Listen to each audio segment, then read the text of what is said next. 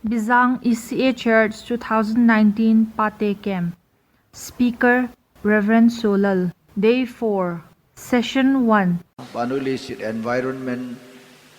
global warming. Leisit asat zia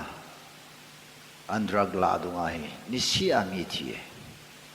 Childang gel phat da lowe ta. Kha pha nai ta. Tho do alam zot pha nai ta. To an ki patwa ba te si sin nain sung patan ki bet lo wai le na family hi nang ding se lo pus future a thogang ta banga parasite nat na tabonga mitam ta ahun su sete tuing ka itopi hizan hia itopi u su ishe zom de bai Christian life tuing ka hi Christian hin khu ke ti hi pakai son pathin lengam hi enkam mu to te kai enkam mu su niau sakhat hin ahung khang khang a dis ya hi Christian hin khu ke ti hi dunia ki chai pu ne the growing ai khang khang de hin na ne ding khane dunia na pin tha le ma yo si chu ki chai ding hello wai I gel wal jiu so na I pin thai lek sa pai lung thim long so pura mai lang ba ko phat leng mang jeng ding fan til so yang ding jinga hu pathen tu se ya kun jeng ding missionary to na kun jeng ding hello wai chi chu e ho lung gel hin ata pai loi en kamu ta banga ke panai yes Christian life is growing life khang khang jin hin khoi hallelujah ke oning kuma sola le tu kum sola le abe be kai ai le I'm not growing eta ka se so ka pin tha ti la ka lung le ka lung gel le to ka lung gel so ke ba ai le not growing khang lu kai so ka niao la ya ka thanop na hoi tai ka thanom ta lo so na vi ya I khan ji so niao la ya thing phung ke kal kal jing aga lo so ai wa nga I mo thanop ja ke kalai so dung sop ma sop ke tho chu ta na pilin pa na sop zo ta lo ai so na khan ji khan ki ti hi option hello so we must grow khan te this IPI khan di ham te na khan lo ala na ga lo di se thing phung hi a khan kilit ting la guys ya he pathin sa te khan dis ibang phadanu class I padiu la gong ke ho ki tu chunga I sie kem paroi mai na wang hi tribal quota ha ipi quota ham wang ka he na samomong ibang phabe Israel te su Ebola ki palham tele het na la samji a ki paloi lack of knowledge mihem su het na khande lekha thim khan pin tha to api lekha thim lo pin tha ki ti su a hya ki hi Peter to pora hya ki hi pin tha na ki bang he jong le ab amani phat som na hi ki hi wa lai ai chu khat pa thi ma khat pa thim lo na pathin iman cha the so keu za bon sa ke ai wa nga chu akhang to pa le akhang to lo ki hi amai sa khanin pathin he le ama dinga phat som mi dinga phat som lo a hau khanin pathin he dai le mi tam ta phathe bu the ki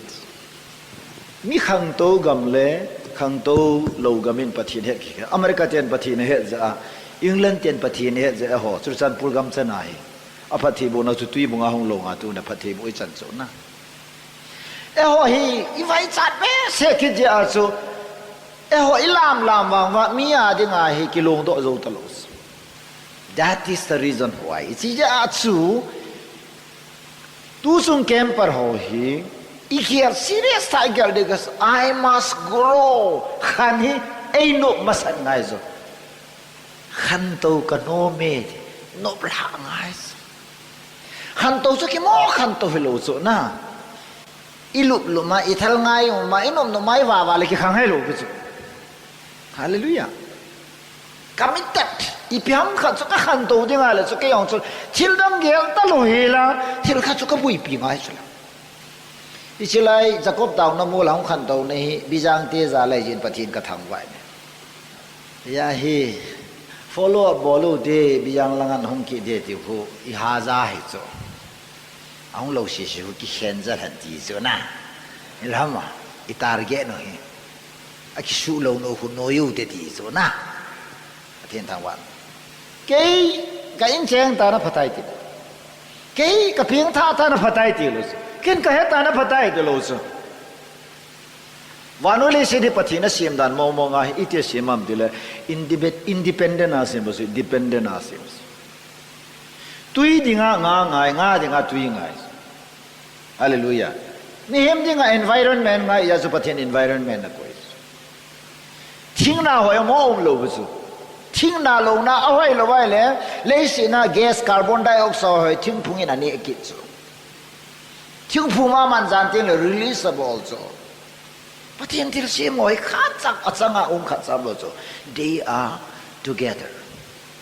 supporting one another khat la khat support to khat la khat be ya khat hi thelo khat be ya khat hi thelo wai to ya no mai la pasal no he na kin wai si lo di chu na ji no be ya nang dai thelo kon khanin cha ne ya pasal se no mai se nei le pasal hol na thi go ya no mai se gi ko chang pi ngai chu nangin no mai na hin lo ang ami pasal se hing lo yong ki de chu ai so lo kong ki mu tu tin le ki cheng asu a ki su di chu pasal de te ba le te ka khana gam sung no mai mong pin da tan na pa so la na hoi la nga ban na mo hon da a pi be he la a chal nga na pi na soi la a tui na ni dham ka ti chu hi si asu ke be ya the lo mi yong ke be ya hi the lo ti pa he ngai I am in need of others and I need others. Mi da yong ka ngai cha mi yong ke ngai cha. Ka sei ta ni satan hi lo hing lo her di za mi son si de ja hi satan lo hing ngai so. Amen. Satan yong mission ne chula a mission lo hing na ding a chu I pi nga yam ti le mi gi lo ho nga ye so. Sei ngai lo ho hi sei ngai lo ya a satan se ngai ya pathina ding a man thei lo hi so. Satan hin I ma cha bol the nang panglawa satan hi alol hin lo sai sat mission hi fail he ne ti le ho khonam so o mission hi satan khona lo satan mission feel hi satan project satan in I pi gong jong le na pan lo wai le satan so feel sai yata mai kilos satan chu nang panglawa mission fear ai wa nang satan nang ai sa lo Satan nang nang aisa ya hi khan to na ki hin khu ki ti Christian hin ko Christian kha cha ngai ngai ya na la salawati be de lo so te ga na Bible sim lo de lo so phat zo sa mobile se bui pi de lo so this is not growing khana ipi khan de na ko na head nai khan dis na growing in knowledge head na khan te dis mi hem chun thiri a het ting le a het khan ting le I ma sa boilos hen lama khan to ne very important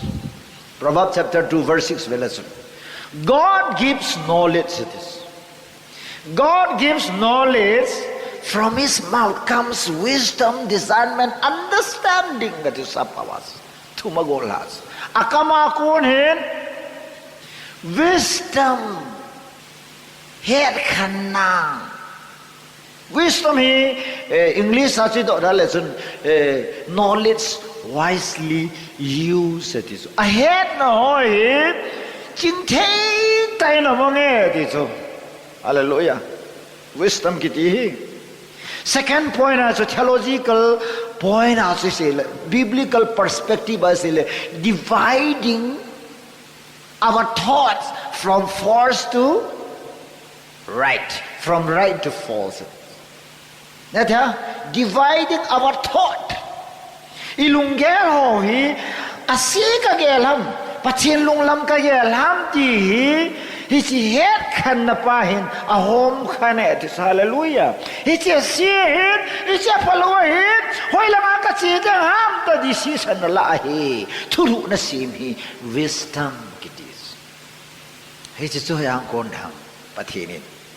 ken kapi het hallelujah amen ai le và nói lấy xin à Christian khát cho hỏi ta khăn na đi ngã su bắt thiên supply à ngay thì này là hallelujah amen Bible ka khunam pha na hi lấy sự trong psychology trong các kỹ thuật lâu atheism trong các kỹ thuật lâu và nói lấy sự na EPP bắt thiên nam bồi thì họ trong các kỹ thuật lâu châu tiếng lệ Jainism đi pe ne Buddhism đi pe ne chỉ cái hậu Pentecost adu ada hậu bông họ châu sĩ hệ đi e cái số này châu sĩ hệ bọn sa cái phụ lụ thì chỉ phải cầm cho wisdom book is in my hand Bible ka khunam up to date newspaper cho ka khunam lấy xin na hele newspaper hi asu sa bawa si asu ling ho sa yam newspaper à ying le yang khuma hai ban pa do ta da si gani kiziam ba khabara hi à thang khuma hai ban pa do ke ne khoi na kap hai gani ti kisun lo so newspaper ina se hi up to date hi lo dan su asu sa bawa se asu lo lai ho sei lo so Bible is up to date dance ang long ding zo siya masis. Batiin tangwa. Bible na simding tila khadebe kiss bolta. I love you Lord. So nice. Bible is batiin tu hi atupi tan. Ipija ahi head na ki khangam tila. Batiin hi tu hi zo. Logos is. John bung khat sang khat. In the beginning there was word. In the beginning, God begins the world with words. But he didn't want to thua apane, thuta patahi. Hallelujah. Amen. Eloha. The world was formed and made by the words. Vanuli sinimina muzo shehi. Chi aki khiang bang ke sim lo company factory aki sim lo bus jeu ting le mechanism lo bus gam tin ki sutwa ki sim lo bus simply pathinin thu se ya umais ya so het na na khan no ma de pi ngayam ti toy ka sei dis Bible in ka kam su abo mi khanga de la na along from his mouth akama ko na pi hung do am wisdom tuan lang midi lo jiti ka he nam jele isi adi he dia adi asil isi apa he apa pala lo isi palo he apa lo wasi te te la suma so mi palo ka he ti su Bible approve bai su pastor mai te evangelist mai missionary mai te koi tabang mai te so yong le si apa lo he dia stand out apa lo he ti din pingai so la palo he I won't go in isi ka zui lo de isi ka po lo de ngai example ha sawang kut ka de masulana sawang kut ka de ma kai ko sawang kut aga to lem ko ni pi sei dam ke sawang kut ka de bola ka de man til mitam ta in sawang kut le pathin thu me be got so thau le tui ki hal go tabang so ka sei nom to sawang kut ai bol ding ho ko Bible la bolin ki ti khat sa daw lai so Bible la mulang wang kho ka sa lo so ku di ti ho mim kut sang kut antalop kut ite hoyong abon sakeya he or golui laya pathin hello la ipui paten ada bol ho wai so wisdom kaneta ya so ka chi thelo chi pen dividing my thoughts ka het na ka lung thimi divide a home khanai so ka chi the ham tele Christian also la de henge tele na chi the poet extremist kai lo bus pathin thu chun e hil che nais e sia phalo hi a pha he ti het khanas pathin thang wa sa su het na e khan diu wal ipi nga jam pathin coming ai cha pathin thu mo mi ngai cha hallelujah tu in ka kaloi ba to ka hong do ko na worship ka bol hana kamil hi tuilo na zadang lo pathin ka thang wa nai walking by your counsel kahin ko hi step by step nang ma thu mama ka hong kal son hi ka phacho ba la ka tis ki pa thu ka sei pathin ka thang India governmentจะสู้แล้วที่เราเรียกว่า qualified ตลอด up to date ตลอด China government จะสู้แล้วเรียกว่าอีมาจ่า American government ยิ่งยงก็ไงจ่า vanoi le sina institution university Oxford University in vanoya ki thang pian su ai wa javi Ravi Zachariah ho Oxford te na ko wais pathin ka thang wari Bible the chi ho he asam pi ne ti vanoi in tu jan ge regard bolais hallelujah science in a khol do zo lo si Bible anum sai tas Noah khang lai thil su hi tu lai mi chi hon ata asan lo so ai wa scientist on a khol wale Noah ko zong ar hanga zo mu tas Athen khopi ki teo yong thu sim hi lo pe chu to hai alai do ga mu tas lei si hi khang a su ne het lo new lam len khu ka chen ti la pa thi so ta hu driver market ko sana sang ju ki to ka re ta hu sam dia lei si akuma kuma khang ai layer by layer science is a facility ho no ilang pe athilum ho khu gas hung su ki na petroleum hung su ki na amon ho khu gas hung forma gas aku na volcano hung ma eruption ma leino ilang aku na be ko ma yes scientist on damon me di leino ilang hidinga atas yakin no he nangol diu ka de lo za he kamu kham kham hi se pi kanop so hallelujah Bible in Pesian mingol ho banga chon loin mi chu ho bang chon this FEC bunga sang sop lo be wise all he even this hallelujah you pa he ka pa cha na lim ta sa thil dang ya kamai ko pa cha ni ya tu lai nam lam kai ki ti chu ki ho loi thu se na ta bangai hu nom lo chu thing tan se ta honestly ka se ka su mi lo din nai kan tau pi ipia ka siam ibolai lai hu ngam ka het na hing poi tia hu su hallelujah ahum lo hoi bolam lam ka nei ka go ka het na hing set thai alung wa asai akamba polos ipia hung la wisdom what is thought provoke los ipi na ta pathin thu sim talo Bible sim talo tau talo ya su pathin thu ba za ta het na khan de su nang online le le se chu min na le la la jing de amen angai na su le sin he mi ching ho ge me ya mi ngol ho he again thia ke pam angai na chu pun na hi ta me le hon i pham kha na bo la le hoi sao the lo chu ko le na bo la sao the lo chu Indian football ye nga yong e mi ki jem the lo min tribalism le i ba sai ko wa no ya chu mi mo ho thu ki sei lo mi mi the cha cha thu ki se Mary Kom ve tong 6-time champion ai ja kom te wa no le sin na he da ku ke o sang a kom ho mi na he jos wa no yi san pong za na a sei vai le chi ma hen na to a chung lampia chi jong le boxing bo lu ne te su no me ye ba tup na sang ta ne ya ja tu na Mary Kom hi be tong MP jula MP jong ka khet dos kap jong ka khat MP jong ka khat dos nang ini pina khat do sai do ipina khat do challenge ka boss ngol phat talos thui za na ya nu nga ngol te ya la nang hi aki sai na tas garanti ka pi mos aki sai na tas condolence service bo na ha tas a kho le ki ikila ani ole na ki khel nom lo he la le condolence service ima bol ta hi ha na thu ka sei ta hi na thi ni le la hung jaw man pom ka e ja chu yin kai het na lama I khan dis het na ti ting le horizontal vertical of ke jana ka se bang chung langa thil su ding het dis number 1 noi langa thil hung su ding ka het ngai amen hallelujah noi langa hi na khan to lo wa mi khan to so kol ho khang ai so biari khang ai so ta yong hi modi in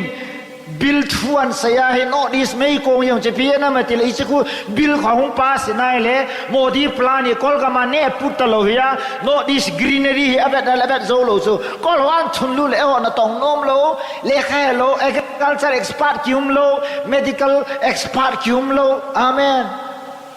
institution educationally very backward kol ho hi na to mo zo lo tam ta ho no this an thun lu nai le e ho hi suai pan diu mi dukana e ho chi diu so ta yong chu chan por hi kol ho na la sai go ta ki het dukan zo si ka le khat sang pai te khat sang ku ki cha pa dukan lin ta to ka he lo za chang sing ol dan le si ngai lu hi long le pathin de ba le si chu lu ngai so na Bible le si chu cha no vi ti ki lo so Genesis ai kinung le Genesis chapter 128 in Pisa be fruitful and increase in number and fill the earth pungu vin lang le si lu vi na ti so na le si nam zo se lung tol bang ne vin lang thi vin ting up lo so min lo vi na ti so be dominion lo kiti pa he be dominion times dominate mi no yam lo mi sunga lengo ve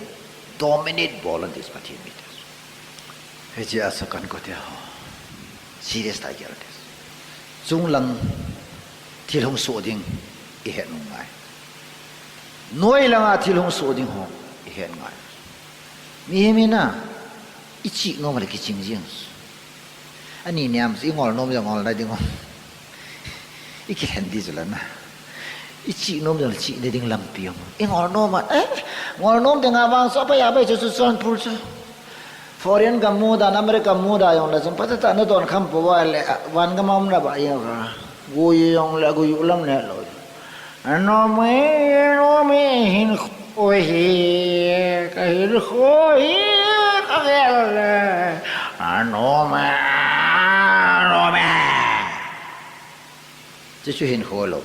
that's not life. Life should be growing. Hallelujah. Hin khu kiti so khang this. Amen. Hin khu so khang tau this. Le aban mana khang tau this. Amen. Gola ya khang tau na, upat zo no khang tau na, cha nei zo no khang tau na. Amen. Aban mana khang this so pite ho. I khang tau lo dam dan hoi. Prayer mountain ja koi machan dum jong pu lu lo ya tu jong a kem pro hen patta ke sa toile nai lu jong le dum khonam su a chep lo pa ka thi di chat chula nei nam ta ke hal to chat kin na lai patien pongo mei chang an ki hol beo ki pan tai te to phekap ki pan tai te ta mei chang ena vu lo la so lal ga zo te ka tha chol ta no department la ho te ki tho lo lai the dum che mo noi lang pa ki ka thayong lai na lo da lang si pa ga ho pa sa dis kap ta lo ding them cha tiao sa theo sa dis phiu hoi lang am cha ma anie ka phat ki chan manin khang po te hết chuyện là nên không Hallelujah cô em cần khi chan mà nên dùng ngol po te i hết chuyện cho nên ngol lo te i hết chuyện growing in the knowledge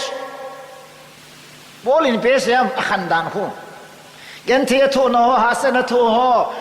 che na ke hen no ho chautel bor se na to ho mi hon ko se na do wala so that I may grow in the Lord Christus, I may know him more. Ama ka head be na dinga het. Hallelujah. Head na kham sula. Hallelujah. Head na khan na de pi ngayam pathin thu ngai. Pathin thu ipi ham. Light that is light. Psalm 119:105. Paka impisya. David lempang. Thy word na thu hi ka keng di nga thau mai amen mem khat sun mua thim ting le thau mai ngai cha na mui tamang thim la lampi thim yong le thau mai ham torch light ham khat sa soi ai le a keng in a chut na ding sa mu thau thau hallelujah boy lo pe sala bola boy lo ha wa choi yes mua thim ting la bang chun muthi ma phat na khan hi izun tha na da phas kem poro na ki chip na he patta ta tha the ne u patta ta ka ge la muthi ma le lai jun tha na khona tha lo su na lang long di yin tu ja na kamat do ai ken jun tha na ku muthi ben lang ipi jong le jun tha na ka tha su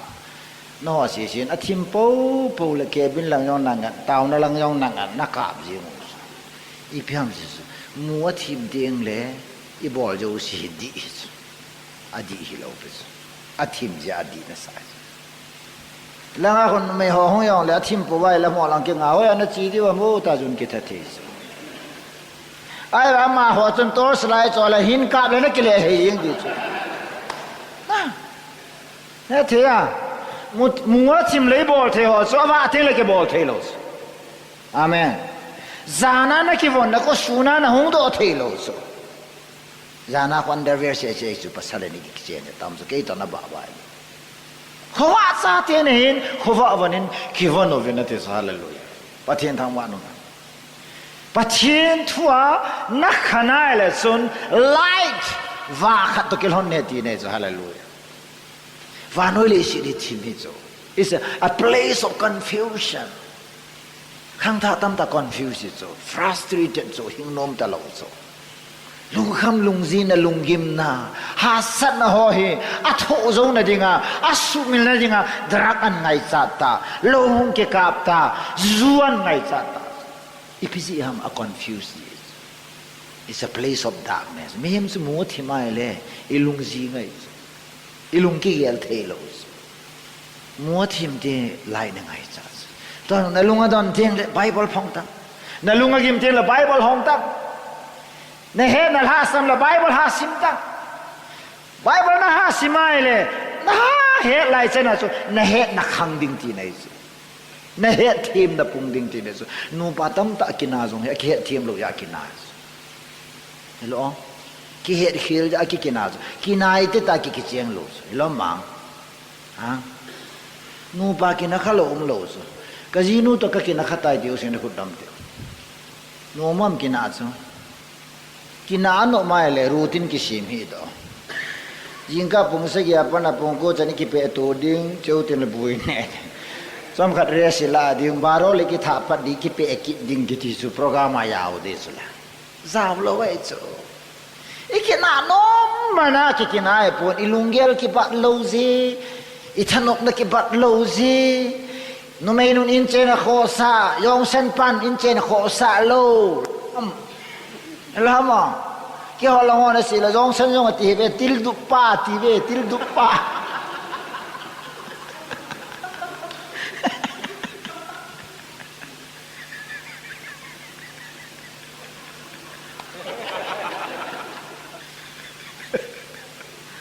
oh lo vai ta cho sei you rong khoi le gam la la ngai pha na kun na gam la be se ti ba awum bum se chu ti nu mai le pasal hi ke mo na lo ke he thim lo si pasal kha sa lung kho hi so in ko tel si ho so ka tu se na tel sin khat be be ka min pha lo la ka bu ni atui the lo so to na ki dwa lekti bal fasi mi so asim la minim hediya ke tabanga anna na pha chim chama ho ka he ti la noi la nga akidiu na khung ki pe huwa tol fai na kene la aloi nun khot sam ko nga koi chunga khu ga chu wai cho khot sam ko ma bang sien nan sul me mo lai ta khot sam ko la dom na to khai ta ka pa ka pe li de ma la kan mu yong sul me mo ba chu kai chu na din pe yong na hung tu in ka tin uyong chun la do lang chu bai phai chu nang nei ma na nei tha lo ya ti wa ye ju dai ti chu tu la ju ne ti chera kei mit mo ya nang in ni pi thong lai chun na su ne cha ju na ki su ta ki sai do he na the power of understanding azinun a he tip lung kho a he thim pi azi pa ngo lo mi lung tong ya ngo le ho ya chai do di so buni ene thum lo so azi pa bai lam ta pet na va ya ju sa the na so ka zi pa e koi ham ti he thim ji so tang e ji ten ki jam pet bun ne lang na su noi me jo sin na pa sa wa ke me jo sin ni bol sa wa in sunga kang lu ne apa na tu ni chan ge to chom khat chang i to yong cái tàu lát thầy lòng nánh cổ nè xe nó buồn na bao ôi ra bù là cái dầm na lại lúc nó sung gầy tọ tọn lu mình tin gầy tọ tọn thu mình lúc na nôm bao thâu quay ta cho gì nu phụ na ra pha nào có cái tháp bắt này le ni tha lăng pung thum lăng cái thâu vậy ai bảo ngài he cái họ mò tàu thằng họ he ý gì ni bà cha đấy cái thiếu cái gì nữa ý to nái to nào ho cái thiếu cái gì ý gì nó thiếu một viên chắc không thiếu một viên na pan chết đông xin na iva vài mấy chỗ xin na pa ý pha na pa thà số lòng hết taoยิ่งกะขัดเบียงนุ่มแต่นี่มุสาทลางหิบินนับปะขังเดติละแบงก์น้อยอ่ะโหอิมิตหูกิสาอิมิตหูจัดลอดตินอาจจะนั่นบุษเวลเวลาเอาคิดตินแบงก์ที่เป็นมันจะไม่สุนัขกดใจตามอ่ะน่าต้องถึงอะกิเลงลุ้นจิวสุนัข the power of understanding nó mấy tâm tận một lần nè hi pasal hết thêm lâu ra một lần nè ikiniel tiếng là pasal nó mấy cái dấu lâu ai sao mà to đó ai to đó cái gì vào ai active na cho là giàn sẽ hết rồi suna cái active khá lâu à chỉ biết mà na khuyên hậu tiếng là cái thổ dấu lâu à vai là cái liền gì chỉ mình cất đi về giờ là cái thổ dấu lâu tin nào khu isu khá là na so nát lâu là na lâu hết rồi uy lụt lại ta khu na loi pa kan kichim na nei le uy lụt nêu lêu pa thi mà sao mi uy lụt na hong kichim kiti chu uy lụt nei lo pa kizam mà sao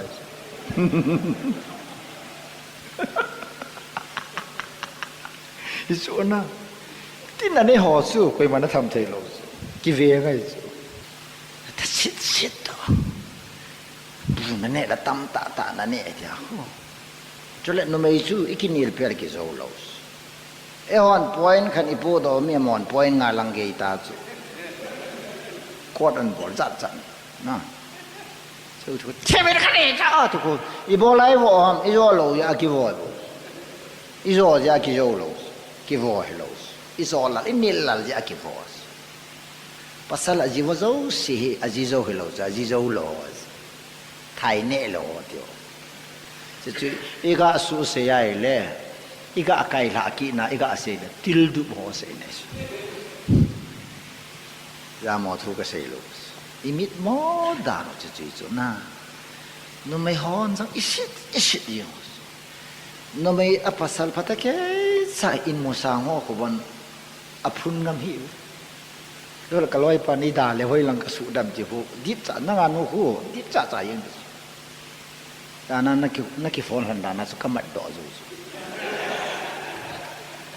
gạ cổ sụi rồi, sẽ mày gạ cái sai rồi, riêng là những ngày vào đầm riêng là cái này đó, nó là cái sai rồi, amo party là anh là lawyer cái hiện, đại lộ sự cái gì hết na, và thiên thang văn nó mới hỏi ASEAN ngày cái gì rồi mình ta mày rồi nó mới pasal ngày cái gì biang cái kiểu lom ta lâu rồi nó chỉ cả là ngài là vang số tam đi à na toàn như thùng này cái khăn hồi nắng bù hi nó kêu đi à mà có alo số để đi rồi nó không dừng nó kêu cái nhau hi thao xem mày thấy rồi nó mới pasal là ngày ta lâu ibola là ngày lâu pasal cái mình mua vào kaung tiang lebih yang anu mai si kat til dia kajiep sana lai aku tiada hong daya ke ti sana ini mang nu mai support na ja nai kheu dan sữa number dan zo le guli hong jao le ki chai ju ha se tang gel to so be dia het team na khan ba thin thu va het so like ati hi pia se nam understanding ati ne so to yang ikinel ikikap to emite ikido ikimusit now ikito thelo now ipi nam te pasal ho yang ke hem lo pathin thu se yang ke hem thelo châu tiếng lệ năm lắm cả không cái hiện thêm lâu na ít điểm sen ở phía nam lack of light vả Giêsu ipia vả su patien thu su la hallelujah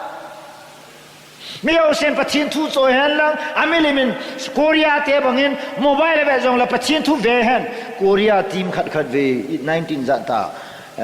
sorry 19 po 2000 ka se ke lo 11 ham 12 ham bela so Korean American Korean ho hong ba so sam khat ka ki ba pi so sare azi jam lo so ba sa to jong le patien thu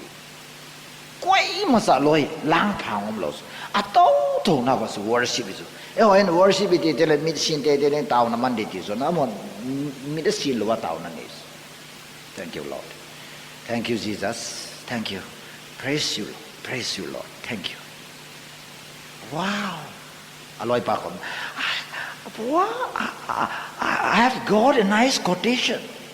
pathin thua quotation hoi ta khat ka moi ti aloi pa ga asias mi su pathin thua kham so hallelujah Bible chu hi na so mobile a Bible so ka se asimo so ave no so achi na wa so pathin thu to ki khan lo so hi sinam so pathin ni ti phathe bo da da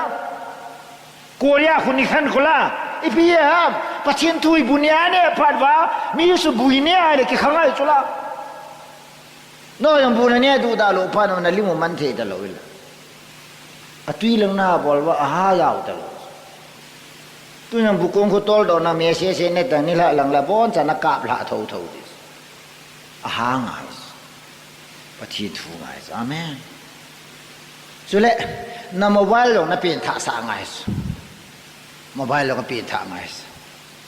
mobile la ngai ta mobile phat na khan o su tu lai he biligram thu se na ngai nom le biligram na hon the ju ke solar thu se na ngai nom le website na YouTube ma lu ta solar na mu ni thong ke pathin thang wa sum leu lo hela isakha wa hi pathin thu tam ta ki pu ta amen pathin thu yo mang ta mobile la pathin thu su sim ta mobile la pathin thu message so ngai ta mobile la training seminar tam ta ki bol ho ko hongen lang Rick Warren na ngai di wa ka de khani Rick Warren ki ti pa yong ko ngai ko purpose driven ki ti message api ho wonderful he zo khang tha ho de ho ya go to the word nisya pathin thu a hi ki von ngai pathin thu ki ti chu light I het na po ngai hallelujah amen Second Timothy bung thum si mai le pesang all scripture is God breathed pathina hual ha kumain useful for teaching rebuking ki phona dinga khirna dinga correcting ki sudi de dinga training ki suna lama chonpana lama ki suna dinga he phatta ahe so that the servant of God may be thoroughly equipped for every good work pathila cha kha chon imalam jo sen na pha to na dinga he chu gal van banga akivan na the he dis hallelujah pathin thang wa no na ahoi dan na equipping isela ji pi ki muam ha pathin na huwa alha khumai pathin huwa ye dis hu be ya ki hing thelo zakhan and useful for teaching ki hilnam lo wela koi ma khang lo so rebuking ki phonam lo wa mi chi di lo so correcting ikisu di lo wa le ki mi mo so and training ikichem chu lo wa le koi ma sa master kai lo light unto the lamb mem khat ki ti kal sung lo wa kim thelo mem khat ki ti chu thulu na sem lo wa kim lo so na je je nei ding ai le na cha je nei ding la pan decision ala thulu na sem de nanu na ji no na khat tong te de pa khan decision ala de thulu a sem de so hi chu di ta thulu na sem the na ding a so na het khan na ding a so hi chi ka thulu sem de gi phai na kain sung ka pui da ne di nam ti ne the na ding a so torch light ngai so la wa ngai so ne the na ding solar hi kathu se di nam di ham di hi ka khirat dinga Bible ka hasim ngai pathin de ya ka hin nam pathin de ya ka paw hin nam pathin de ya lam ka zo nam ti hi mi ka do ngai lu pu open the Bible pathin thui la tin de ki muai so pathin thang wan na ไอ้บอลนักกองมานายจ่าจ่ากงว่าน้ำไม้สูจิวกับน้ำกติเลยปะทินทูฮีมินไงจีองละอันเนวมาอันเนลงไหมมัวจะลังอาลุลงไหมอีลังให้ลุเตียงเลยอันเนตายทีเนี่ยอะปมตายอาเมนตายทีเนี่ยทุบยาเกตโลซองในนสุงังทุเซโลเฮลันจ่าเตียขังโลฮิลโลเฮลันจ่าเตียขังโลพอโลเฮลันจ่าเตียอาพาพโลเฮโลอามาหู black board ตะบังso white board ตะบังso black อะปะทินนะเปียสุนั่งกินนะจีนั่งกินนะบอลดอให้นะซานบอเฮ็ดดิsoดังเฮ็ดตะโลนะเซบอซาดิอาซาบอซะบอยปีดิเฮ้ยสิจะอาสมีปากิติอะปอยโมดานตัวรสไลท์ตัวกิขัดโลดิso วานุยลิสิดิทิมัยวานุยลิสินี่มีโอสินทิลโอสิมีชิวสะบอลตาฮิลันนะซุมซงอะกิเลละมาเกมังตาอีตาสายงอะกิเลละมาเกต even sex nula pa ke polong min akile lama manta so nunga athi ngum talo chu tai gam sung vai gam pa mau ichanu te boarding ana ko chu nang nunga athi ngana ngai mai the go lang ho the room khata share bola nu mei chabai atama tam ta so ke do city a chabai atama tam ta ipji ham wa noi thi mai so mina bol zo si chon sina gel ta lo isai bunga chu simle chu muthim khawa hi sa khawa muthim hi sa akha lhum hi sa alhuma kha hi sa o he ada he tiนะจนสิจนพัดอาเกล่าจนพัดจะจนสิอาเกลฮอโอเฮดาเฮดอีพีฮะจะเสียอาเฮดขัดโลดิ lack of knowledge จานายูป้าเป็นสิ่งขัดซะเขาสปุขัดกิเลสะตาปาวินอามัลเพลปีสตอร์กัสุตัวกักกะเล hospital เกียน hospital นั่นเสด็จปะทินละมาอาหุงขังโดยอภินทาลอยที่สุนะหรือว่าปะทินนั้นเกลโลสุละอะไรจะป้าสิปีข้างามเสียที่อามัลขังให้เราโซ่อาเหตุนักขังไงโซ่อาปทีนอาเหตุนักป้าสุขังไงโซ่นะตัวอย่างเฮที่ตายไปบอกอย่างนักสิมเราดิ้งไอ้ตายนักเก่งวอลซาเลยนี่เขาคัดดิ้งเลยเกณฑ์สรามนักกิลฮัมนักกิลจังวังฮัมนักทินปอมฮัมนักฮอลแรงลาฮัมนักโถส้มโลกนังสุดิ้งเลยปทีนนักเกลดอทอดิสตัวนักกัตุเสียโอ้ยนั่นเกลดอทอดิสอาว่าเกลโดจังละจนกุยปามตัวเสลอินกัมนงอาปะทินเกลโดสกิตูโมวาลสละอินก็เตียวกิบเกนหอนอีเปลี่ยนท่างาเลยจะไกตะบงาคุอีเฮาเป็ดตาคุเปลี่ยนท่าเดียที่สุดกิบเกนหอเกลไหนจะห้อยอาห้อยหลงอ่ะอีไว้จันนงอาอินกัมนงอาอีจะปาอีจันอุโยเสียทีนงอาอีกิสิไอปีผสมลองเย็นหอนยิงนูละจีตาแล้วมั้งอีกองก็นายจ่ามองนูงาอีจันอุอีจันดิงนูลากิชีกัมดาวแล้วอีมาจากกันเอลูนูงาก็กิสิเอ็มพันไอปีผสม now is the time to he a deep penis hallelujah ปะทินพาดปีมาแล้วอย่าให้อีขันดิสปะทินทั่วขันดิสเหตุนั่นละมันนักขันตัวเลยอภัตจมดานสุกอยมันนั่นแหละพระเจ้าเราแต่มีเหตุนั่นเองตายที่ห่อเหตุอาไม่ก็แบบเราก็เหตุที่สุดที่น่าป้าว่าเหตุนั่นเองสุดก็มีมิตรหาก็เหตุที่สุดพันที่ละเหตุตายที่มิตรหาที่เหตุที่เหตุที่ป้ายกิตูมินะอามาว่าอะไรต่างนะอามา condition อาจจะนู cancer จุดตัวเนี่ย operation ดีสุด I was still peacefully alive ตัวเท่สุดดีเพียเหตุยิสุเหตุยิสanswer ดำรถจีชัวเหตุใจตายหมดเลยอาวุธที่เราว่า tension ในที่สุด physical challenge ในกิจ amen at the same time problem high peak just like Himalaya mountain แต่บาง in sunga problem so in terms of luck challenge มาสังวาไว้ but they are fighting อปุยงโน้มแต่ peacefully chairman ปุยงโตเทศนะนี่แต่บาง family จีพีฮะ light is there Ain sungo vaam jisu hallelujah pathin ka tham ba ken rong ka tu sai azan la ka ta ba ka thu zo lo so mamang te ni pu sa din won ding su ka thu zo lo so jan ta ge ta tham na ka ma pathit ka tham ai wa nga mamang su nga pathit lo pi na ka mo so boy hi chi pu ma ke ma ho nga tha yong la challenge si chu zuna tha yong la challenge si chu ai wa amaya he pathil ka thawwa ne tension kamu lo pathian thakwan solar sa nga mamang sang lo so thagaw di ita bang challenge puma pathinang sunga peaceful ta si pathina peace si ball through hello so hallelujah nang la kai hita bang din munim la chun kema na hong dam kilep thei so ma kilep lo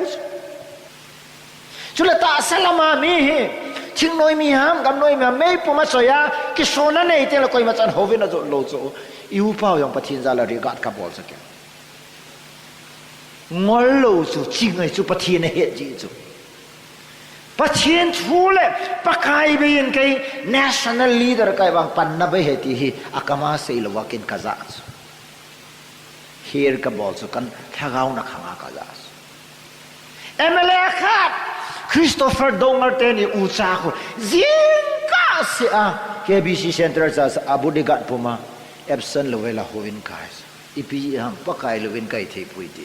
tam ta be nagaten attack a ball wa anu yang tu chan ya khomulos ai bang na go hot azolos ai je pathina din pis heta la sa nu hai nu mit so na khu thing ta in sung pum pi ki chai ne dinga final attempt hin success lo so pakai is hichia khu in sung Stephen holoin ke khop na nei wa nu hai nu khun ka unu khun aruma KBC hovina ko na thuki se yong ko every sermon ko aina aruma alhun lupi ba jingka se pathin thu mai dongal ten se su pakai lovin ke ho kai the pu betis mi ngol he lo pius ain sung wa zu hai ke dom talos pathin thang ba dongalin sunga zu hai ke dom talos pautin mang in sunga zu hai ke dom talos Christopher dongal Unit Christian Church advisor hiso pathit ka thang ba ka upa seima deputy commandant tau thang la ka zapi uniform poma ministry boss ipija so ka bola het na nei ji so hallelujah Bible in pisam pakai yin kiti hi chi na bulpi probabung khatang sagi mingol kiti chun ana ati poi di kitsura jang sagi mama so fools despise instruction mingol cha ki phola luhan na ne aki phola cha pompo e ti so ai so mingol la hi ti so ya se chi na ring la khan to na da thil da ngom lo tai very simple akang anga pathin thu tai lu update up to date we must be growing in the knowledge of God pathin hiện nay chi na do so pathin thu ai hallelujah ai so light ai ibola pathin thu ai khan ngai ha ani na me ai ting le patip nai so testing malakai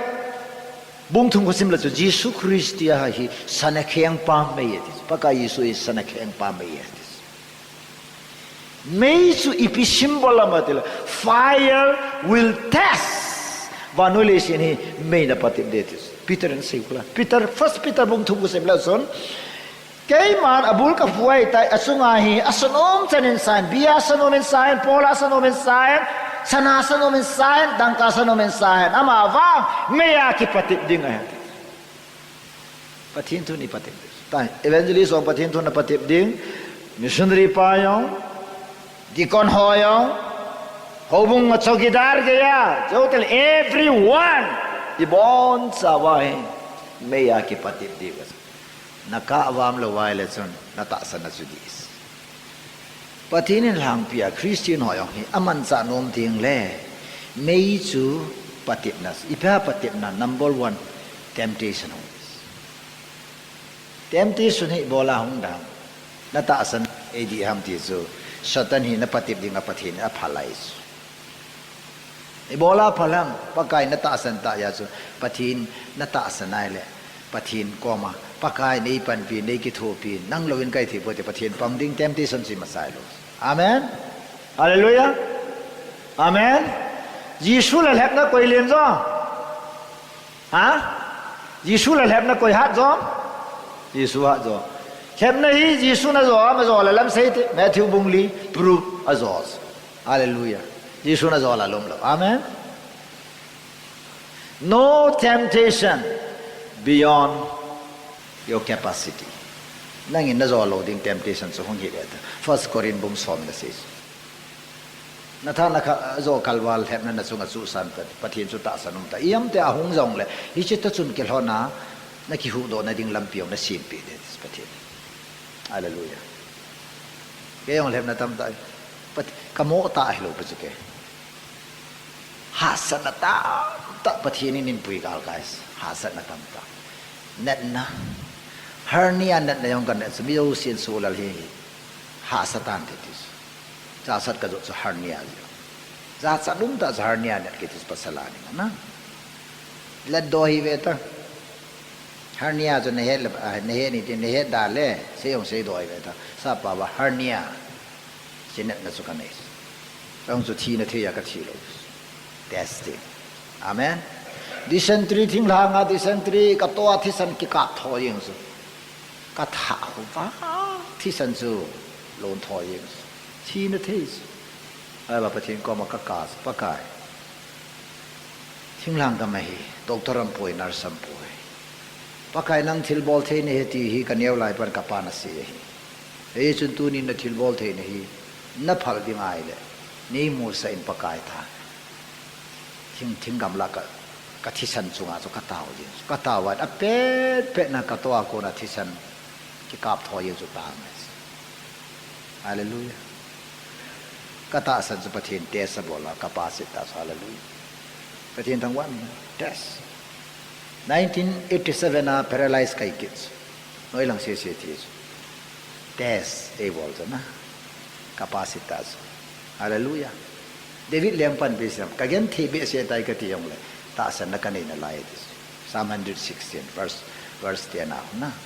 kagen thibe se tai ka ti jong le ta san na kanina lai tesables hallelujah inamo yong tai process of testing is so igen thi lai wa chu NSN IM hi test involves ipasitaus ta hi in chen nom ta in kisem wa hi nup sa na te si bol wa ta hi kha chai din zo ta lo ki de se monas I bolai din zo lom ko im sa tau ta lo mi usin mobile pathin sang mobile boy pitas pathin sang nup sa na ikibol tas te sai feels hi sai pathin thu kiti hi kadin da na chouting le ke hi kata san hi di ham kahin khoman hi di ham ti hi a testing na dinga hi pathin thu ki fire is Jeremiah 23:29 hallelujah my word is like fire ka thu hi mei ta bang hi he chi aso pathin thu hi khante te ngai he so pe de ho ka se pe nom to ni atum na he ipiham til my word is hammer setsa party na ya kha ba mu setsa he pana pa chu mi te li na yong hi thei chem cha khe na yong hi thei nangal pe hi te bo na thei yong hi ya ima yo sha ki mang thei ti na so all round hallelujah pathin thu hi mi ni lao ke mang thei ki pal naung ke mang thei chau te le hin na yong ke mang thei ki le sa naung ke mang thei ki phao sa naung ke mang thei pathin tu se ja ta bang chui iman na lam lama hi thei ti ne hallelujah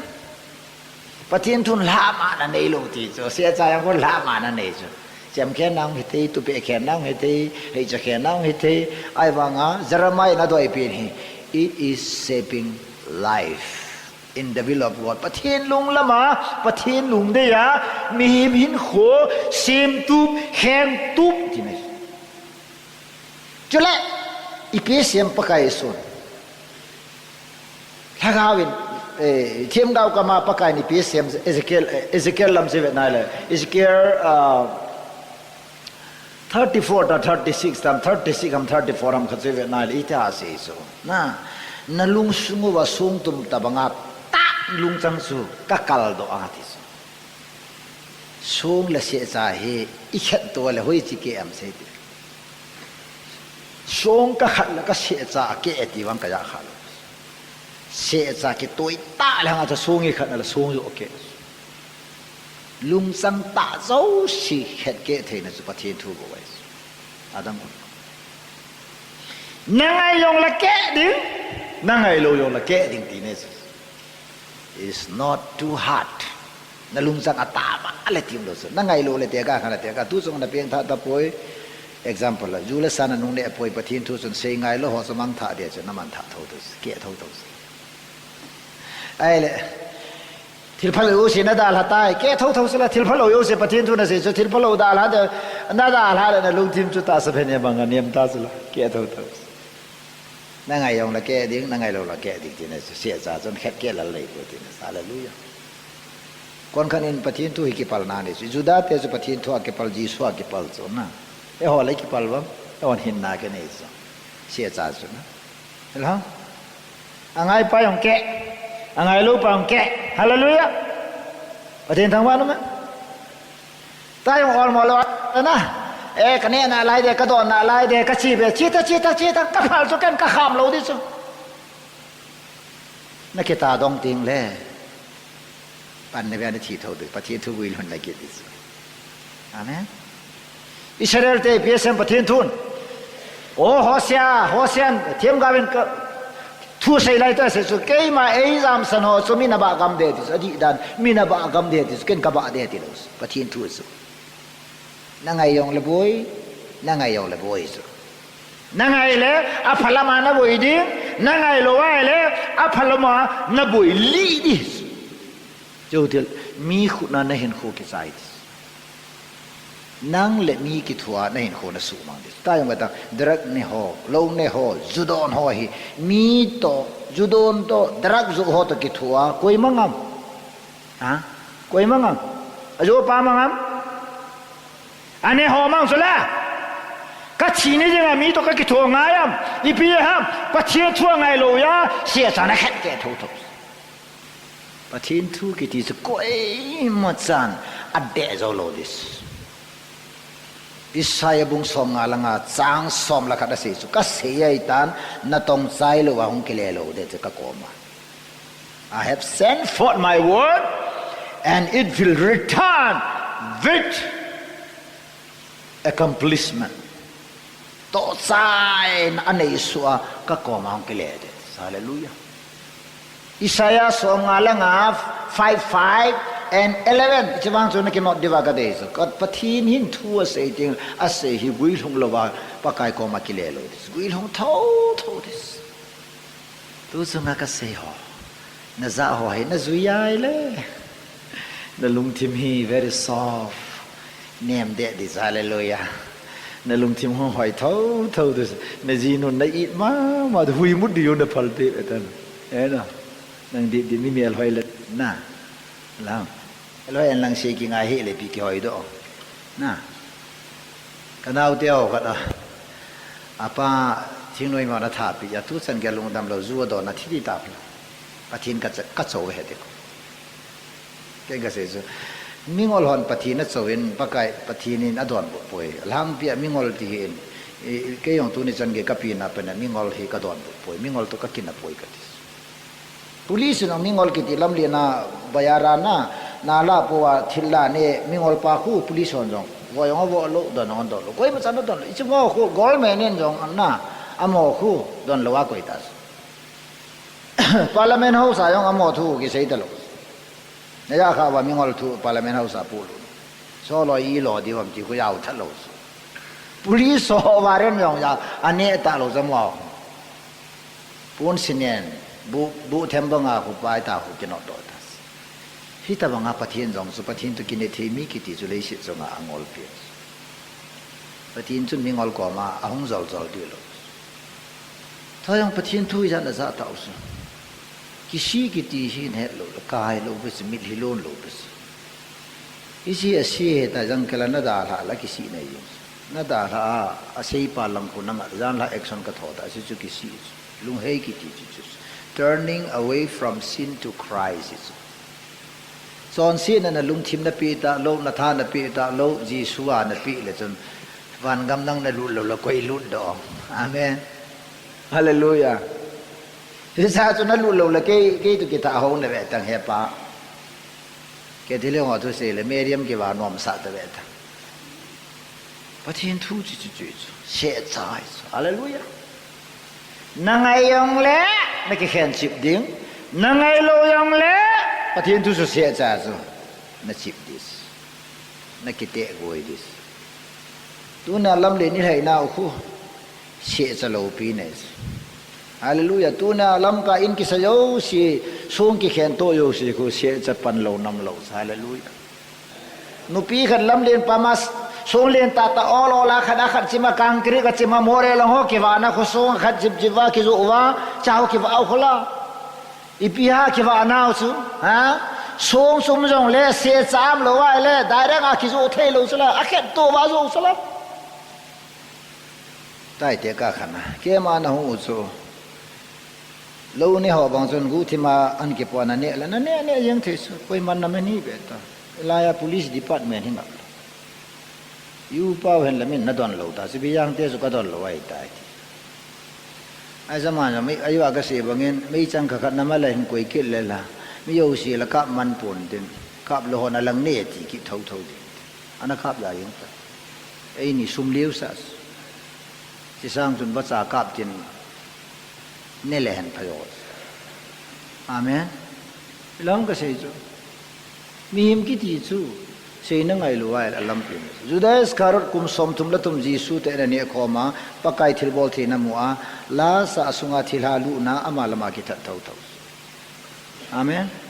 judas karot mina tha ha mina tha ma ki that china mi jing ha mai le ama lama ki the noi mi jing ha mi ngolam se ngol mai lo chu chu khu e ho pa ba pata ta ka let do le ngol chung nung ki ti ngol chung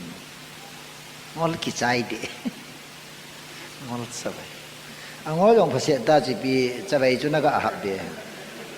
angol yong chu hing se ta amen pathian tho I khat tai te ngai so hallelujah hebrai bung li chang som la ni him tu chem jam him tu chem jam hi pya ha e pya kya mong girls sadness ai le e ho gal hi e on gal sat di hi mu thei gal ha mu lo gal mina mu thei lo gal so na le shi chu a he min mi ki cha ne aman cha hoi le ki cha ke ka kana ke ni ho yong hen American rifle zo American rifle ta America hon a choi mo ho choi thei ta le na ji jem dis G3 ki ti zo masanga chu igim ne he zo ta he tam zon AK47 AK57 zo aping zo sin AK hello lo kalascope na mi min jo na amin tham dan vanuya hi AK47 AK57 kila so rifle ke ho langa home guard ka u te ho pang de rifle mo ne ba sa ke ho kan yau lai tin ka zut jing home guard ho yang kap diam lo ya chen ni se da pu do win tin mei pum su su thing win tin thau mo win tin chau te an zo no wa na rifle choi pa khu ki cha ne ta lo ke ho lo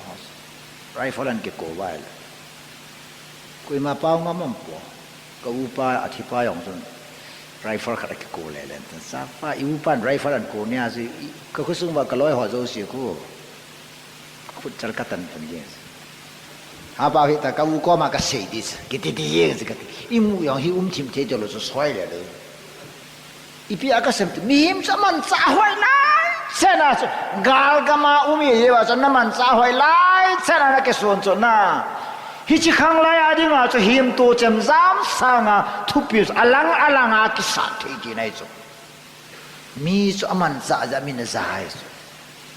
ta yong pathin thu se ho he pathin thu ki chin ta he ho pathin thu a he tam lai sen pathin thu a aman za lai chen pathin thu a adin dat lai chana su mel mas satanin avet ngam lo Jisun Satan su akhuna tham lo bus pathin thua tham ite thama da say it is written akizi it is hallelujah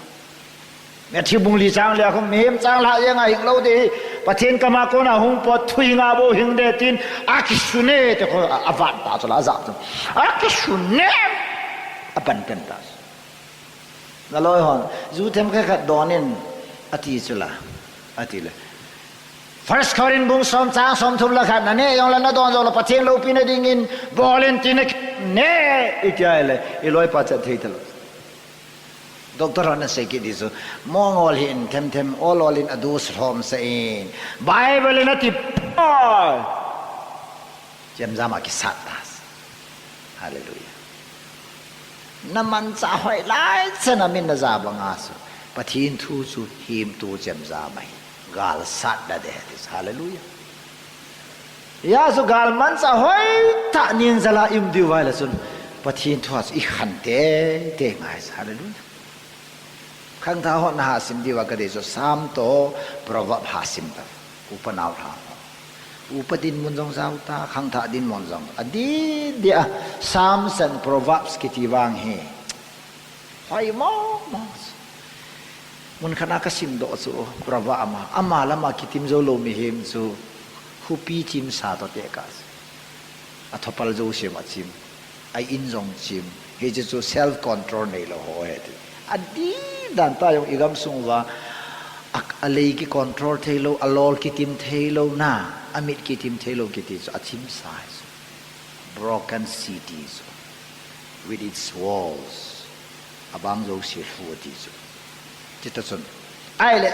hi chu prava mina se ki chola na amalama ki tim zo mi chu koi to te ka khenam jela gal ga sa na hupi khar hin soma athiru zo si hin le pu pa ta te ka ki so haya hoi thei so nai to ta pathin thu ya thu pi da ka ki al da na he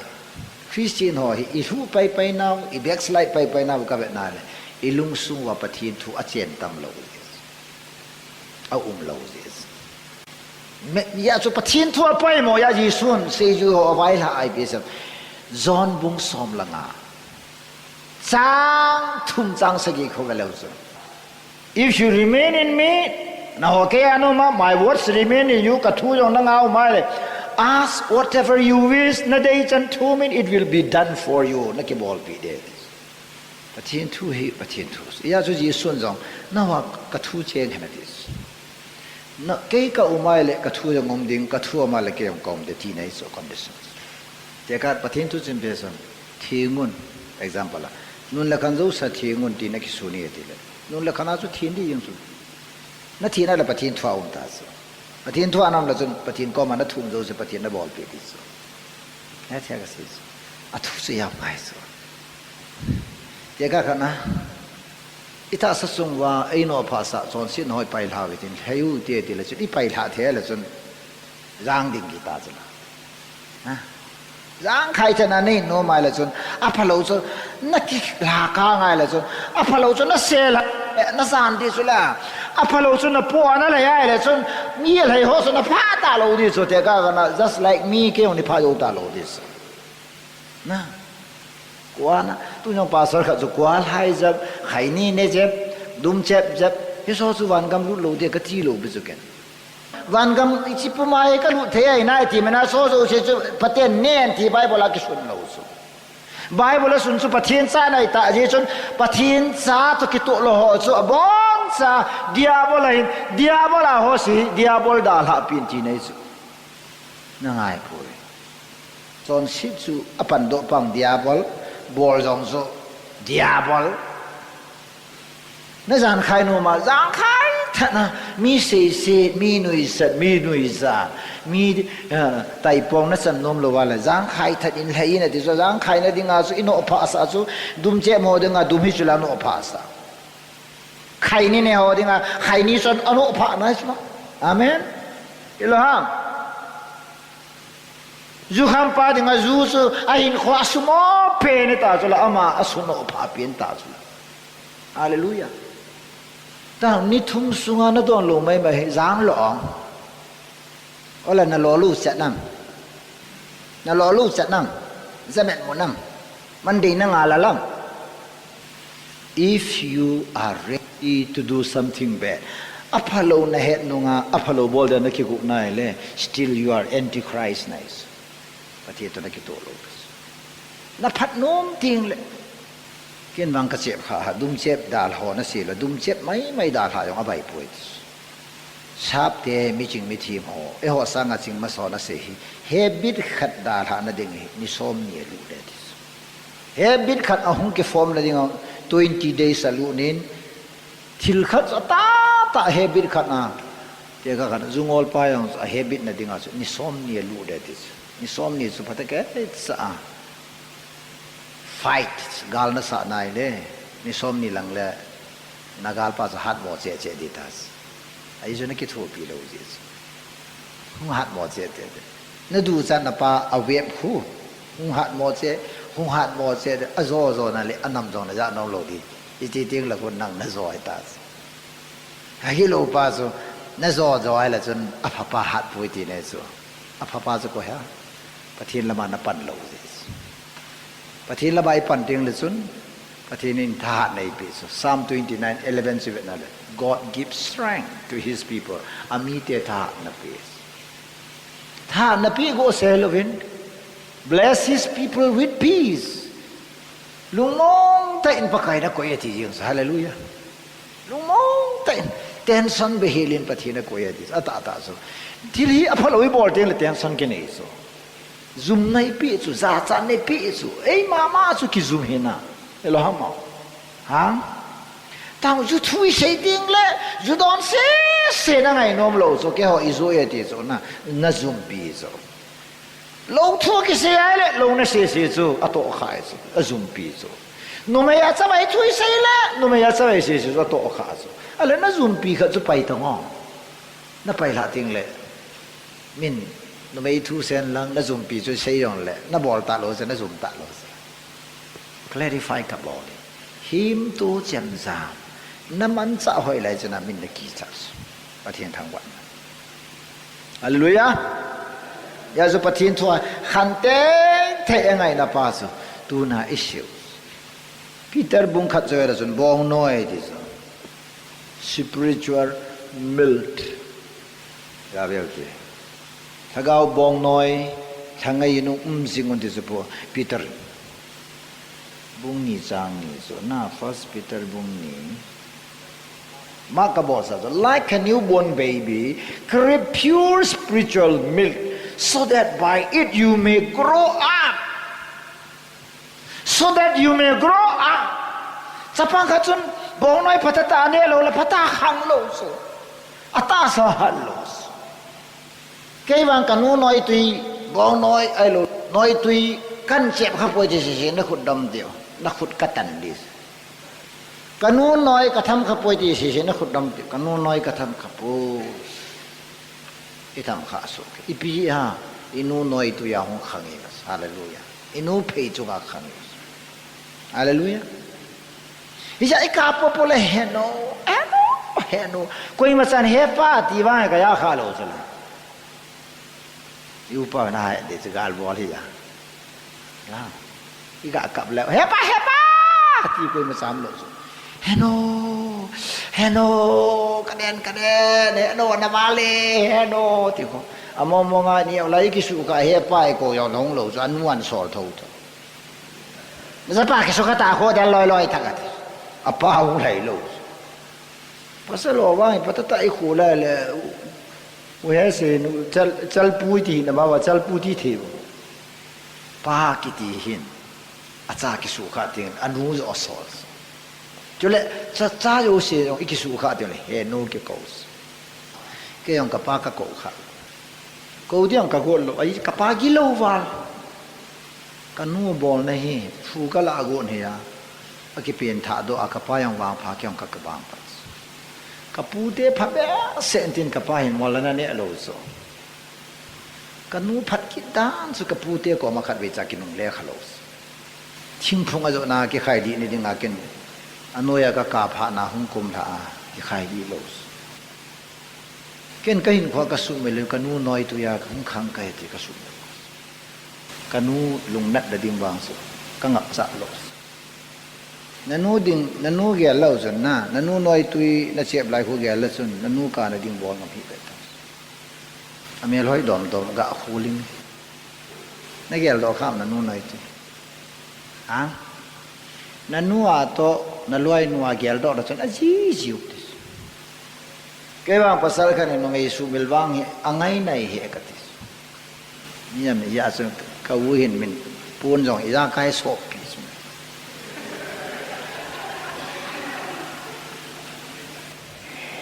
kyo to thang ho ka phat naw hi a ji nu ni sop lo khat ja kam lo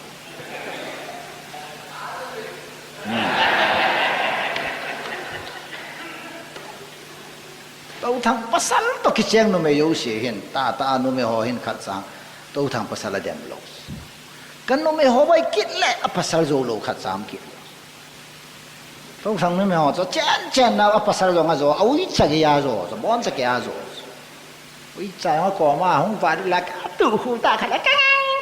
ti yin ai ba kan no me ho hin pasal ho zo ki hon no me ho zo kit lo kai ayang hizi nun iha bet ga le bp sang yi ngai ti mu te ip chu ba ka het lo so tu ni ka da mo sia sun pun ho kon so da te pun ho khu ken ka za da na khu blanket na ka ya lo so ama na ki won ho ka za ki leng za le bo sa ka zinu ngai lu na nai ta ka bol ip si na mam ka lam tu pa nang zo hi mi lo sal lol geng le wa se ngai lo ki ti so nang tu chung wang a ji yem na lo ha sil pha bol na lol geng le wa pang chu kho ka sa ha lol geng le wa zu ki don mo mo so nai bong noi mi su en patai ne le ki ha ni som en ngor de ki hen toi te ka tis ni som en ngor zol hong ta ki tham dis bu na wal ba hong ki lo ki chi wai bu na wal hong hin ni som en ngor jo ti hong hin meri kom to wan no li si na thi ho ki khat wai ki khat dis ni en ngor jo ti no asi la nga ka tin lo de tas poison ka la lo jang ai de do hiện đây nang sop ka khat le ka la sei khu chat da hi le ta I bola na tha en na ne lo amen bu ki tin thai pe cho bo noi thai pe cho pa chien thu hi ka thai cho hallelujah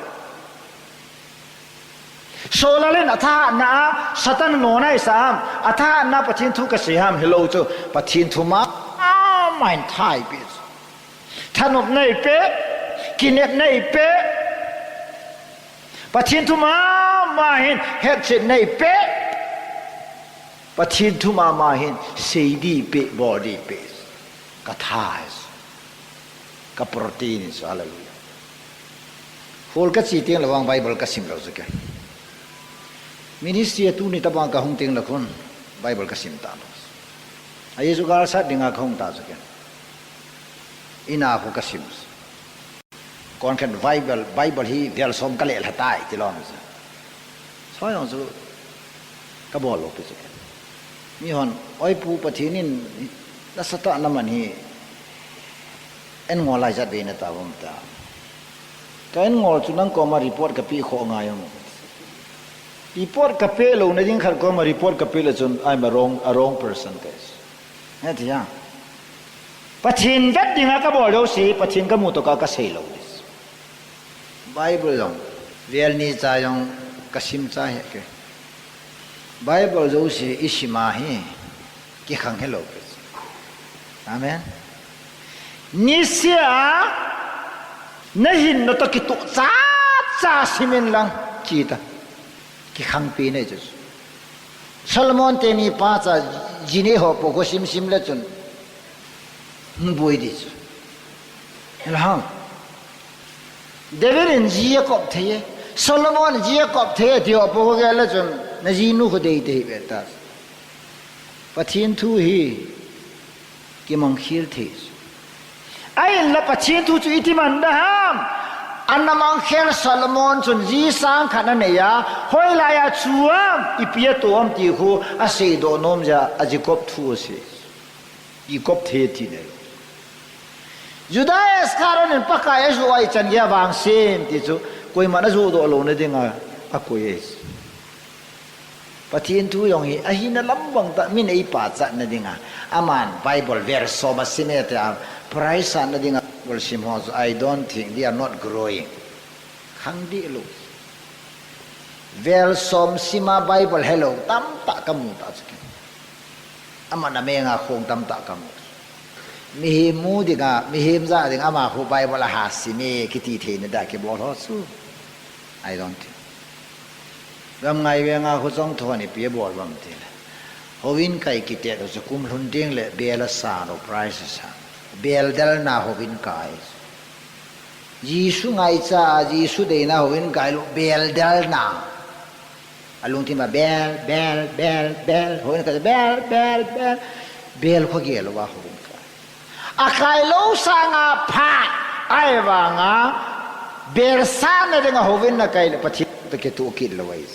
Jisu ka say no and you are not growing pathin to na khan lo hallelujah pathin hoin kai he sarman ngai mai di ong ki hello von tha khat so bol na di lo keng ko hoi khat so ga bol na di lo lipstick ka za so bol na di lo pathin to ki ho dia ki cheese hallelujah go for worship pathin to ki ho ta thu sei pa man thei lo se yong le boi pi ta jat song bol hen patien thak wat that's enough hallelujah amen nakai thase jin akai hoyong de mi ta nenam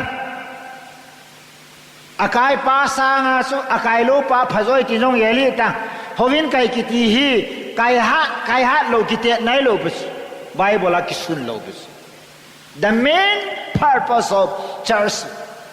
worship church ichi hi tup la doi pen su pathin to ke holy mais pathin to ke ho sa thu pi pen igam sung ka ba la hovin ka hi fashion show he si echon bor pu de ka ti lo mi kon kha chawon hoi ta ki won so ai wa alung pu na so leng ho leng pa kai ho pa kai to ka kheu na ding ai ka won hoi pin anga ye tiang so nothing wrong ai cha intention so pathin to ke ho kon kha chai le e pa kai pathin in sanadang ka ngai duai pui ta underwear pun hung ki la chun ki to ki lo ne thya ka si chu ha pathin in underwear sangai avet num nei sa hang na hat si chu na hat na lung put si important Yesu Krista pathin lung put chu nei ya so lung put hi thu pi chu ya so lung put pa hoi na ding a he pathin thu chu ngai growing in the knowledge of God het na lama khan to te ti hi tu yin ka ikhi hallelujah point khana ko na point ja la do ta tam ta sala na hello ya si bola bible ka simdam bola bible ka bet dam na khan to no mai le ven ka dis aku tile khan to na su koi khut amam sei taw ta ha saga wa khan to su koi khut amam nang ma khut am hallelujah na khan to no mai le na khan to ding na khan to nom lo wai le na khan to da dis he na la ma na khan nom le na khan nom lo wai le na khan lo dis ken english hi metric chang ge ka he lo ka he nom za ka he english ko la ka kai lo metric yang ka kai lo kanula ka pa lai kai sa nom lo ka school kai de wa dei lo ja hulun te ni pa chanung kan zuya ka hung za be bu zo sikhi chang ei kan pi so kan ko te ka he nom ya ka he zo thila tam zo pathin phathei bu metric chan ge ya khu mi to ka kheu thei lo english tai pathin lu pi nei de pathin thong ka sei thei ta english na go nei ko ting le go ti la dung mundang na go di lang na ga ho nei ko ting english kana ke sei Nagati di Manipuri hello, so Nagaland Naga hetalo, Senapati Naga, Manipuri hetalo. Senapati Galkaya Manipuri Chatre. Maram Honaikova, Jud Honaikova, Manipuria Kaseda Hetedo Panavas. Pastor Pangana, brother, why don't you speak in English? Can you manage it? Yeah, let's see. I may not be up to the mark, but I can manage it. That's what Patin to you. Sapa on kisses. Kidang is so. English school English pout also Kidang loss. Can English pout he? Me ocean Kidang aside. I use metric and Gia Sapa Kahet. Iti Kahet Ham, Kahet Nomia Kahet. Yen om tela lampim sula, lampidim set, library translation, spoken English dim set. Tu lai di dahi, spoken English na zil normal, mobile na zil thaiso. Accurate pronunciation ang kinalay dito. Kaya wala ako, river yung diver dito. Arpan na di nga dipan na di nga arapar. Adam ko arama dito. Adam laga, wo aram, katakan kayo lang, nalalakan mo maso, nang sabsi nga ka kayo siya.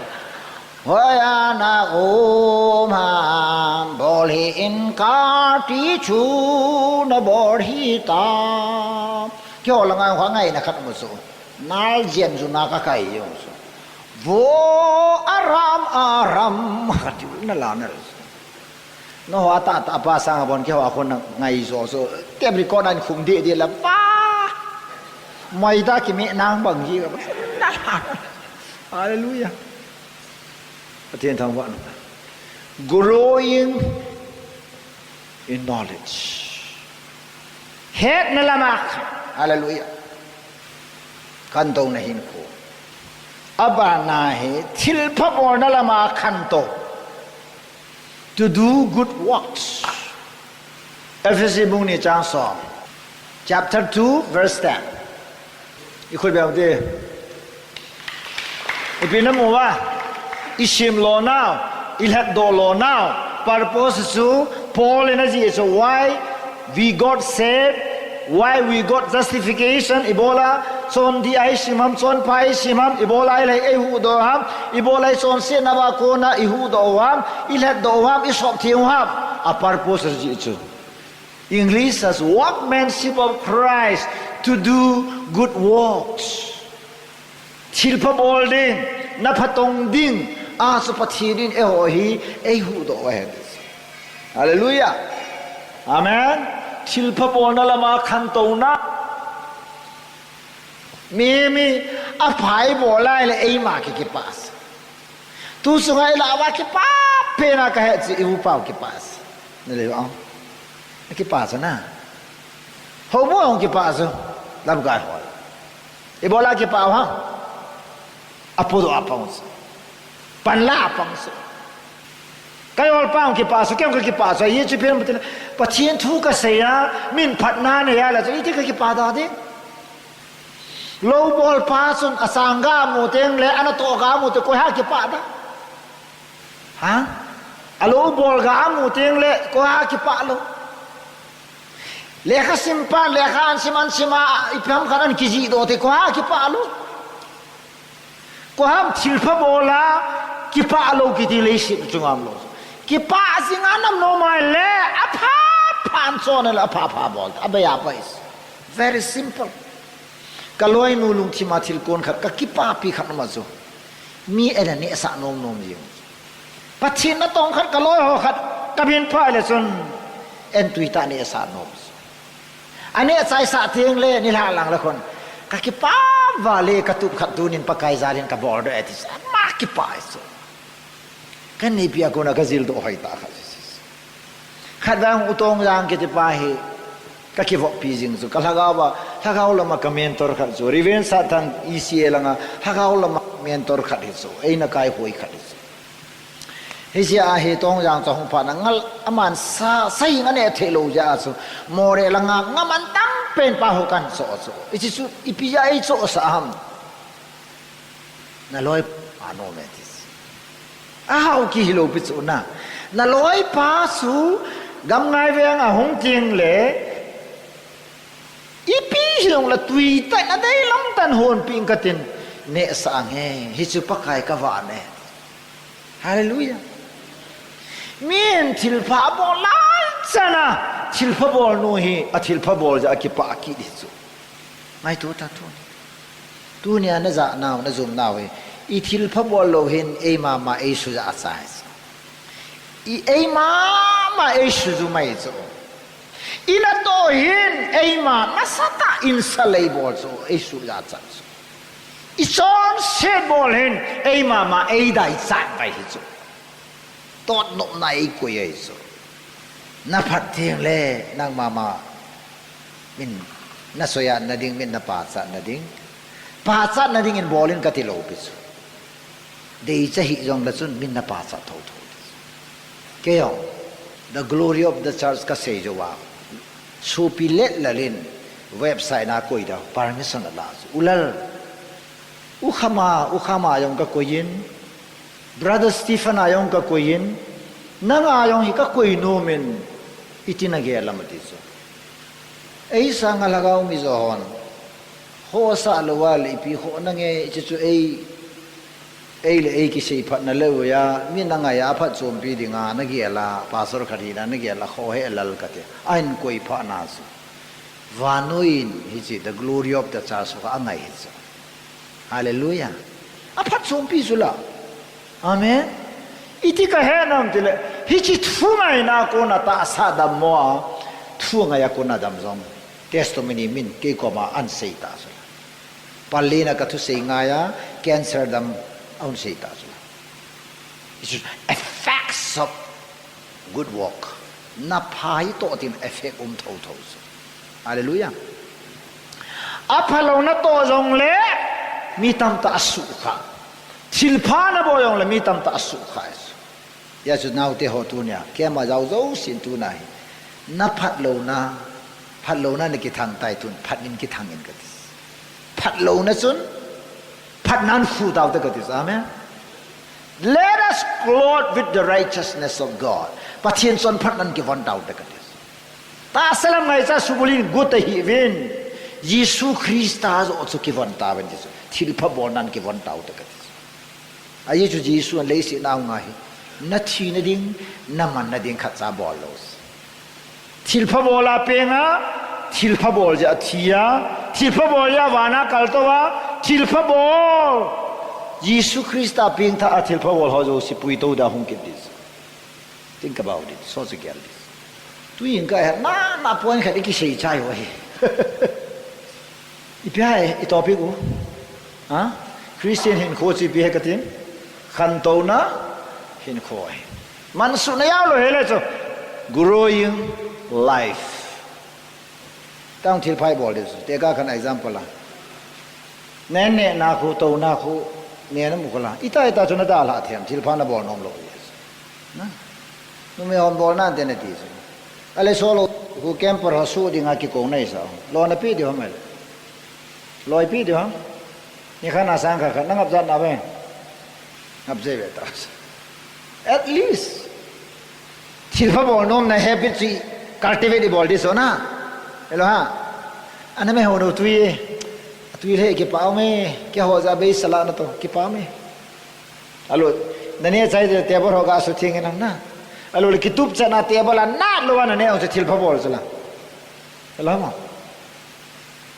ne jinu ilang na lun te la man ena hon pa na nau be dom to ibola jan se pata na pa na suna na pan lo na suna yung pang tango ato biyang tango putango nasabu ipi tango thil pha bol chala hallelujah thil pha so na bol teng le acham lo wa thil pha thil se chu na nu langam ta chu na malangam ta lo chu a pha na bol teng le chun na nu langam ta chu phalo jo si hallelujah yina yingka le rotin ki sem ta tu chunga rotin bangin yingka punga pe ya pana bible simin katin hizar sungen tawing katin cheuteng le kanau ki vening katin skula kai kanau galam katin cheuteng le kanau bang lun te le lekha sim sang ti pa khar kai ne ko ma tong katin lekha hin katin lekha ne le katin he oza nei lo na jan nei tam tu pa sa pa sa jan nei tam ni na nei zulana lekha sim na to piji na to pita aba lim sana to dis lim sana to na icha chu to piding hilding ai chu na oza na ya na sa phata na ki hil ngai chu la mi na ate na dinga ho hil dis ni chi a chu na ji na sa na boi pi ong chu thil pha bol chu na ji na sa na boi pi boi na long kai la chon na boi lo na dinga khon boi te hi beta engage life iti thil pha bol na engagement na ji engage bol ngai bon san pathin hi nga taw na ne hote